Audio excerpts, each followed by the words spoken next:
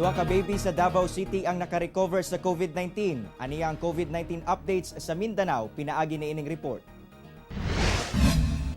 Sa Davao City, usa ka 25-day-old baby girl nga taga-Agdao o 42-day-old baby boy nga taga-Buhangin ang naka-recover na sa COVID-19.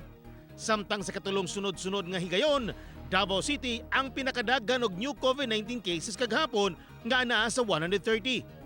Doon na 10,521 total COVID-19 cases ang Davao City. 1,465 ang active cases, human 8,568 ang naayuna o 488 ang namatay. Sa Cagayan de Oro City, usa ka 38 anyos nga lalaking taga-Konsolasyon, kinsa usa ka private school teacher ang nagpositibo sa COVID-19. Misaka na sa 3,162 ang kumpirmadong kaso sa COVID-19 sa Cagayan de Oro City. Dunay 364 active cases, human 2,637 ang naka-recover o 161 ang namatay. Sa Iligan City, duha ka estudyante ang nagpositibo sa COVID-19. Miabot na sa 1,162 ang ihap sa mga nagpositibo sa COVID-19 sa Iligan City.